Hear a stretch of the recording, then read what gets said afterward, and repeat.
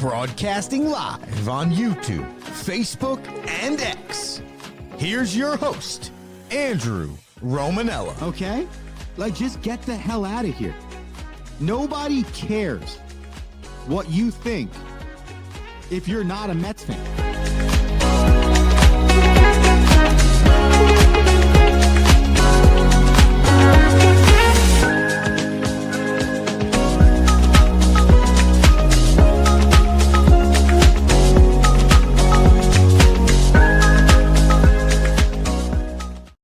What's going on, everybody?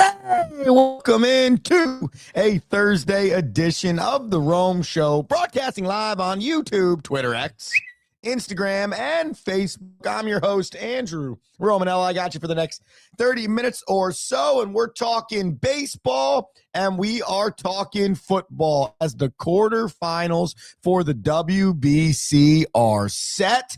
Team USA gets some help from Italia last night as they scored 9 against Mexico to win Pool B. And now we have, starting tomorrow, the quarterfinals of the World Baseball Classic. 2 games in Houston and 2 games at Lone Depot Park in Miami. So a lot happening over the weekend. Day 3 of NFL free agency flying, but yesterday the league year officially started at 4 p.m. So now all of those moves you've been hearing about for the last 7, 8, 9, 10 days are officially becoming official in the National Football League as of 4 p.m. yesterday. And we'll take you through some of those bigger moves and the implications moving forward for those specific teams. Before we get into any of it, it's the pleasantries,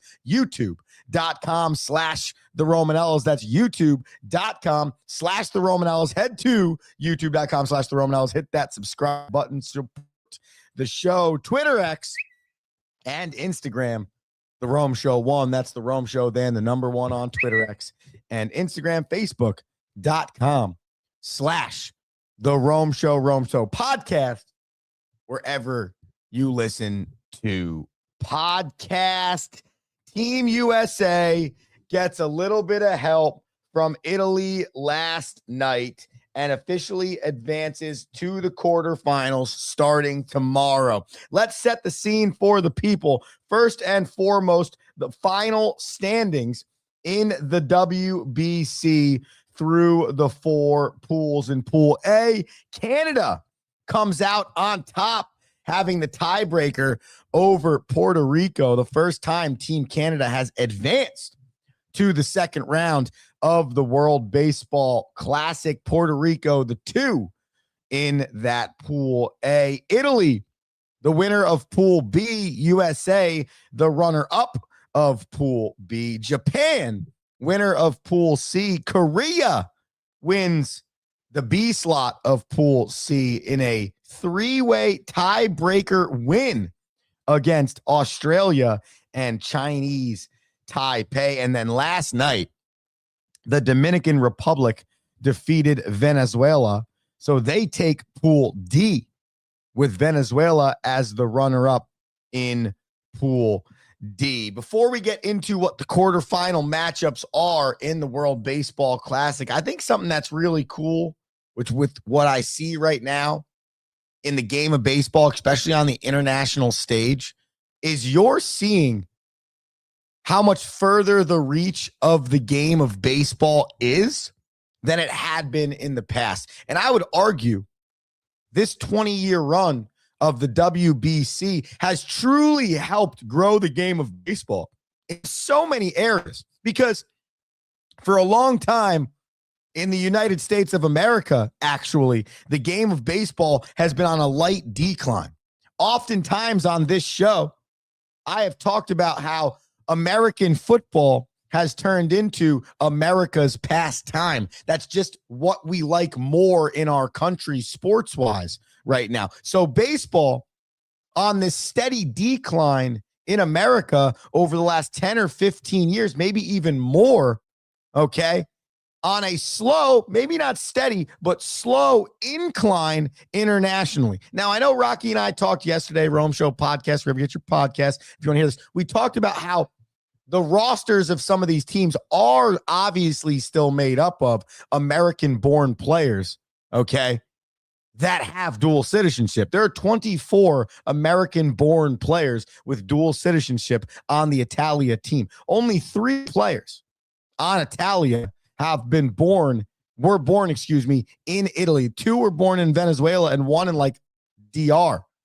But that's not the point. The point is the growth of baseball. The point is there are players in Canada that are good enough to beat players in Puerto Rico, Dominican Republic, Japan, that are making this game internationally that much stronger. And when you see 2 pool plays, okay, the favorite in Puerto Rico not winning Pool A and the favorite in the United States not winning Pool B, and those 2 pools being won by 2 countries that have truly never advanced in the World Baseball Classic, 2 countries that have truly never put their foot forward to say, hey, we're here.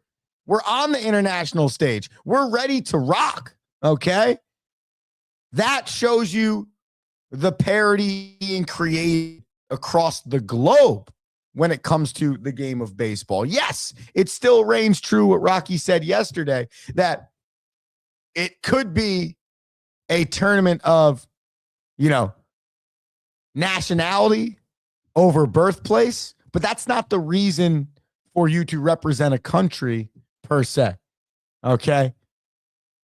But at the end of the day, the World Baseball Classic has accomplished what it was set out to accomplish, which is create a legitimate tournament on the international stage that can truly define what the best baseball country is, and that can be its own standalone tournament, sans the Olympics. So regardless of what goes on every 4 years in terms of baseball in or not baseball in the Olympics, there's still something to wrap your teeth or sink your teeth into. I've said this from the jump, much like the World Cup in soccer. It's arguably, in the game of soccer, it is arguably more exciting, better, more thrilling for your country to win the FIFA World Cup than it is the gold medal in the Olympics. Okay? That is how important the World Cup is to the soccer community. That is how important the World Cup is to the world when it comes to football outside of the American walls. I'm thinking, as I watch this WBC, this could be the trend now for baseball. We have this awesome tournament. We get it. There's these weird stipulations on it because it happens at the beginning of the Major League Baseball season. But Vinny Pasquantini, who had 3 homers last night, captain for Italia, said it best. I've never played in an environment this loud in my entire life. Someone else came out and said, these are World Series-esque, playoff-esque baseball games. This is legitimately an awesome tournament. And these players, these managers, these countries, again, much like the World Cup, much like the Olympics, are putting their best foot forward to prove that they are the best baseball playing country in the world. And it's going to take a lot to knock off Team Japan, because they're a juggernaut. They can ball, dude. Team Japan stacked. Okay?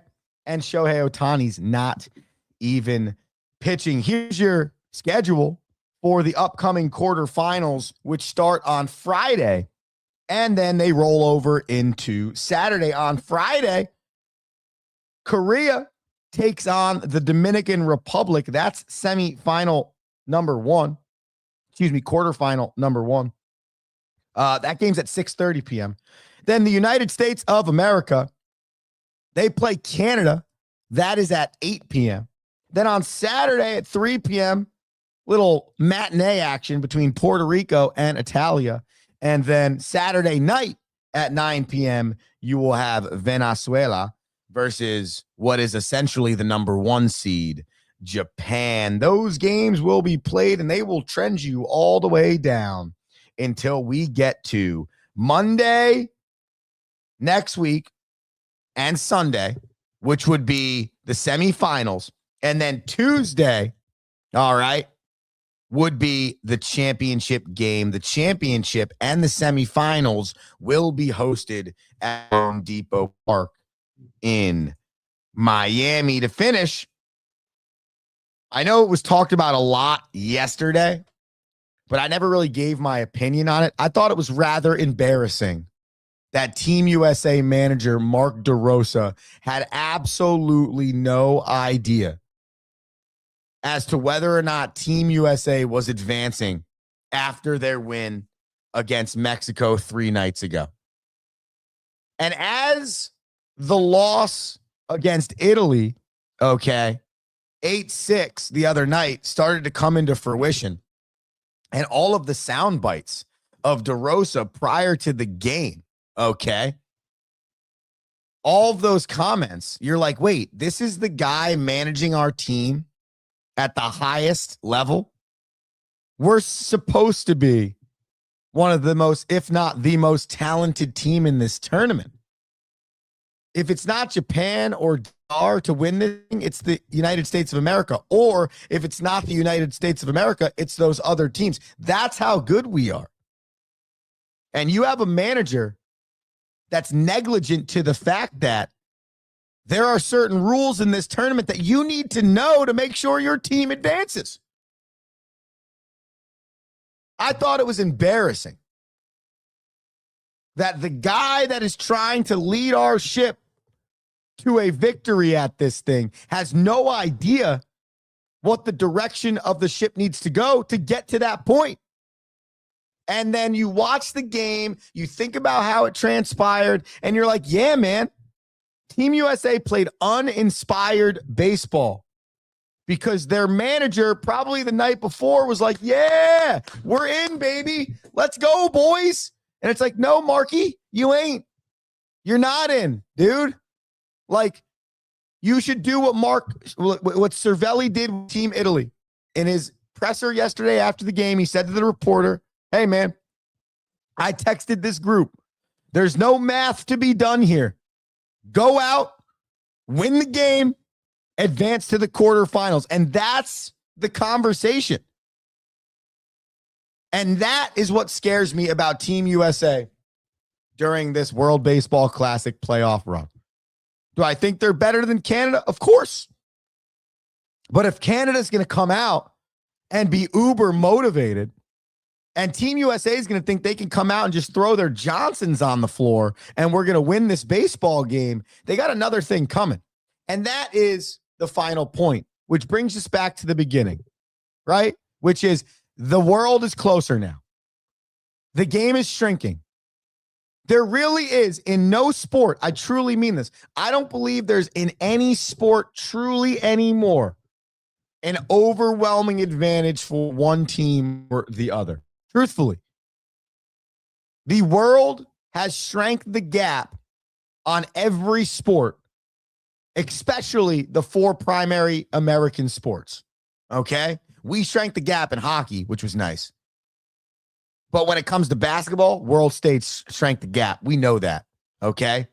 France might be the favorite to win the next Olympics in basketball. Baseball, we just finished talking about it. American football, there are more international games than ever. There are more international players coming to try and play American football than ever. And we are trying to shrink our talent pool and our compatibility in soccer comparative to the world stage. But there is no longer, I don't think, one sport, and I'm not just talking about America, where any country can truly come out and say, we are dominating that sport. Maybe in the skiing when we were talking about Norway in the Winter Olympics, but we're going to kind of stay away from those sports right now. I'm just talking like team-based sport. Major team-based sport. Hockey, basketball, football, baseball, soccer. Right now, there's really not one country that comes into any of these international matchups, and I think that's cool.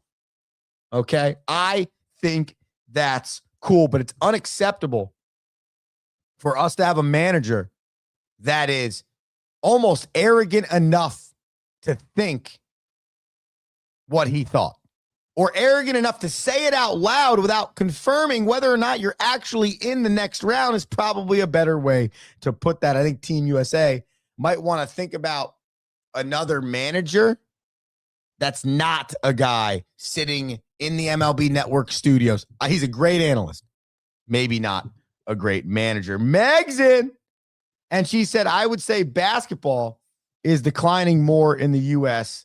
than baseball, in my opinion. I would disagree, Meg. And the reason why I would disagree is because it's so much cheaper to play the sport of basketball than it is baseball. I think, and I'll go find these numbers. I think I found some research from like 2023 that states like the fastest growing sport in America is like soccer, for multiple reasons. Okay. Do I think basketball from a viewership standpoint is declining compared to baseball? Absolutely. Yeah, without a doubt. I think that basketball is not as entertaining for the person to watch anymore for whatever reason, especially on the professional level. And then because college basketball is ruining itself by just being dumb. And then if they expand the tournament, they'll ruin it even more. Yeah, I would agree with that from a viewership standpoint. I'd say from a playing the sport standpoint, basketball probably still has baseball.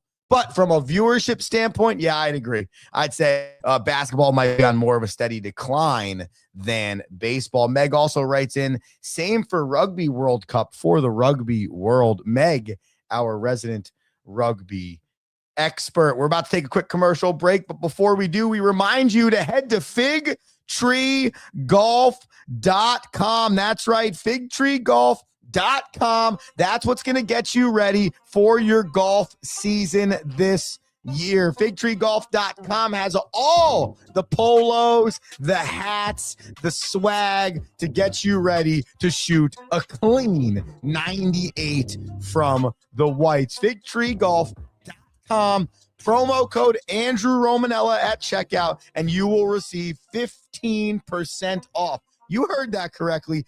15% off. Head to figtreegolf.com. Promo code Andrew Romanella for your 15% off, and to get you right for your 2026 golf season. We're back after this commercial break to talk National Football League.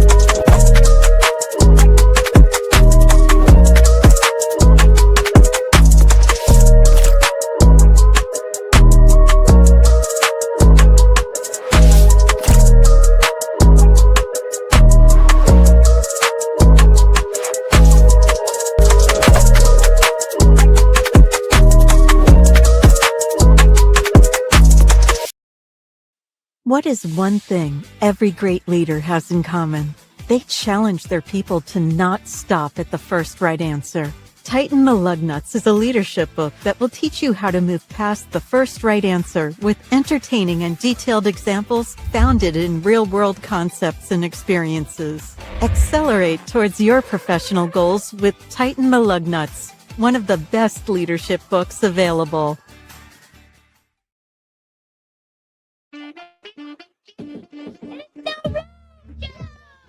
Yeah. Welcome back into the Rome Show. It's a Thursday, March 12th, 7:32, state of New Jersey. Significantly warmer, but rainy again. I know. So, shocker, right? Shocker. But I cannot complain, okay? Because over the last 2 days, we have had some beautiful weather to play baseball. I mean, 2 days ago, when we were down in South Jersey, I think it was 75 and sunny at the start of the game. Yesterday, a sprinkle here and there, but for the most part, man, what a gorgeous baseball day. Now, maybe not as gorgeous from the play of my team. We are struggling right now to make defensive plays. All right. And we have like one pitcher hurting us like every game. We can make like one or two throws, and we got like one moment in the game where a pitcher just kind of, and then that hurts us. But right now, on average, we are winning 6 of 9 innings every game, and we're losing by like 4 or 5 runs because we can't get out of our own way. So silver linings playbook for Andrew is the fact that at least while losing in the last 2 days, we had some gorgeous weather, and I had some fantastic outfits I got to choose from because I was no longer bundling up like I was going snowboarding to coach baseball. Those that have never been a part of Northeast baseball, man, it is a different breed. Just like the NFL offseason in 2026, a different breed for sure. I don't know about anyone else, okay? Because I have always been a fan more of in-season sports than necessarily out-of-season sports. Like, we're going to break down all of these things going on in the National Football League, but we're breaking them down on March 12th. And truthfully, until we get to September 12th, which is 6 months from now, we really have no clue, right? Of course, the draft's in 5 weeks, and we'll analyze that, and that's important, okay? And then, of course, you have your OTAs and your mini camps and your off-season workouts, and then training camp starts at the end of July, and all of those things are true, and all of those things will give you a great read on where your football team is. But for me, when I talk about this time of year in the National Football League, it's giving me or not giving me belief in my team. What do I mean by that? No, I don't mean the talent. No, I don't mean the specifics to the moves they're making. I mean, do you see a plan? If you made a coaching change, if you made a general manager change, do you see that that was a good move? Are there moves being made that you as a fan can sink your teeth into? Second time I've used that terminology today. Interesting. That you as a fan can agree with and say, yes, these are great decisions. These moves are moving our franchise in the right direction. This gives me hope as a fan. Or is it the opposite? Okay. Are you a fan that's continually sitting there going, yo, when are we going to do something to improve this roster so that we have a chance to compete? Because in the National Football League, I think better than most sports, and I say that off of 25 of my 35 years of living, the Patriots dominated or the Chiefs have dominated. But there is so much parity opportunity in the National Football League. It is a league that habitually has teams make the playoffs and then the next year not make the playoffs. It is so hard to be consistent year off in football with the amount of roster changes and how quickly injuries happen and how important the quarterback position is comparative to a lot of other sports. You know, if you lose a starting catcher in baseball, it's detrimental. But you are already planning on playing 2 to 3 catchers that entire year to begin with. You're never planning on playing 2 quarterbacks ever. Ever. Like, general rule is, if you're playing your backup quarterback, it has gone south for your team. So for me, the free agency is less about the name of the player coming to our franchise and more about, is this even a smart decision for us? Like the Miami Dolphins, my team, I'll give you my prime example, okay?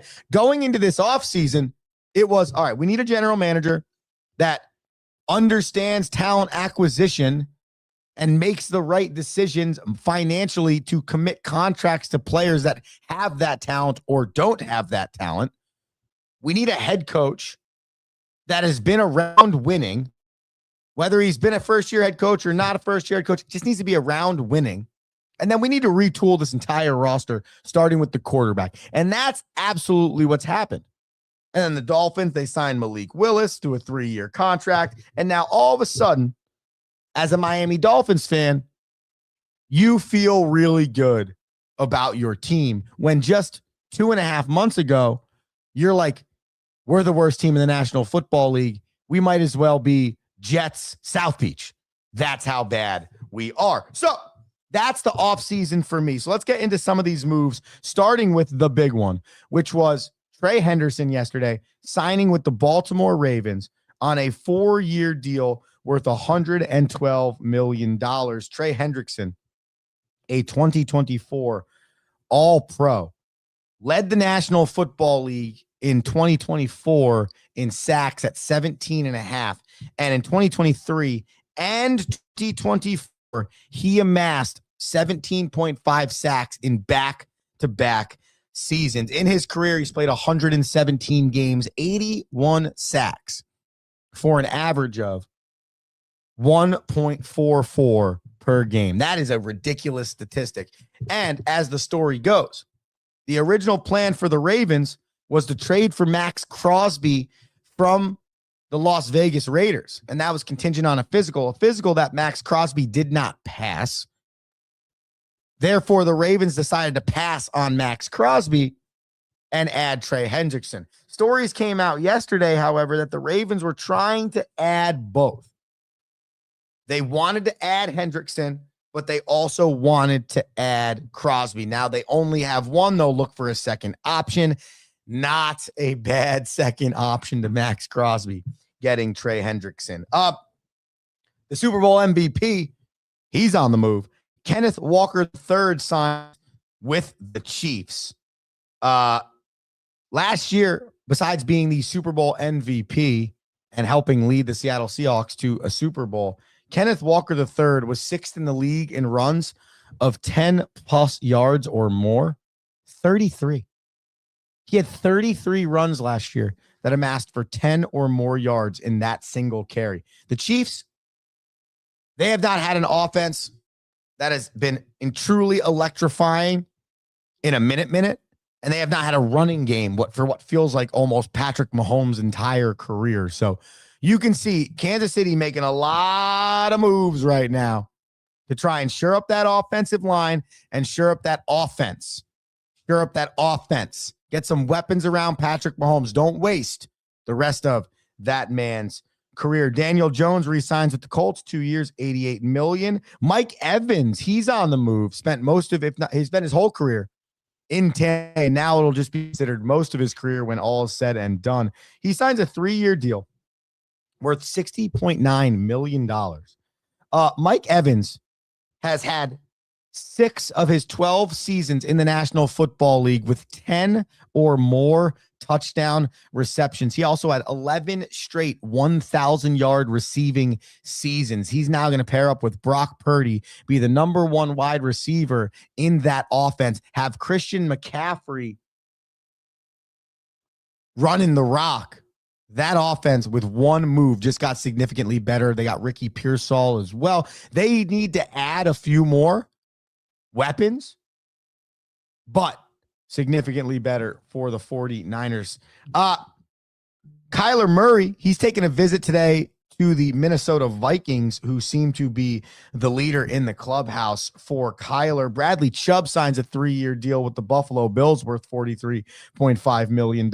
And the Cowboys, they're making some moves, man. They trade Solomon Thomas to the Titans for a 7th-round pick and Osa Odighizuwa to the 49ers in exchange for a 3rd-round pick. Those are the main moves in NFL free agency after day 3. By the way, Josh Allen restructured his contract with the Buffalo Bills so that they could clear $12 million in cap space. That right there is why the Bills will continue to be a great team while Josh Allen is in the building. Outside of him being the best player on the team, he is the best person on the team. We heard this a lot from Tom Brady's time in New England.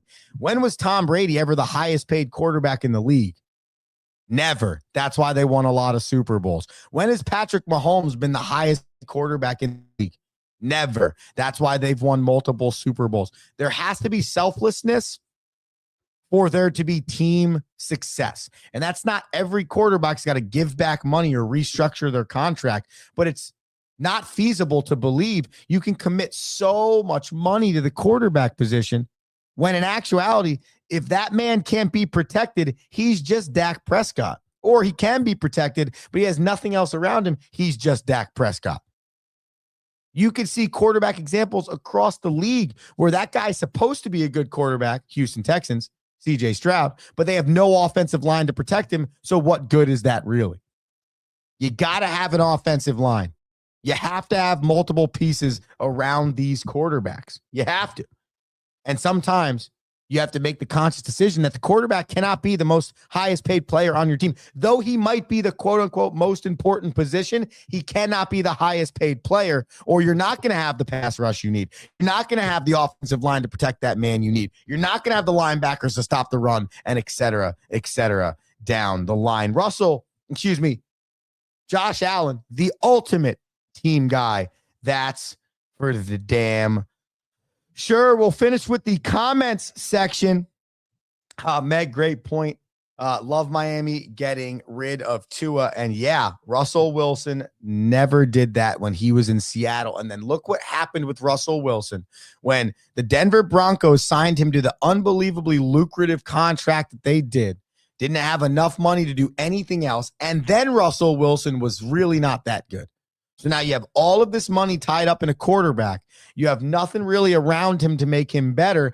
And you can't go get anyone because you don't have as many assets or money available to you. So kudos to Josh Allen and kudos to any quarterback, man.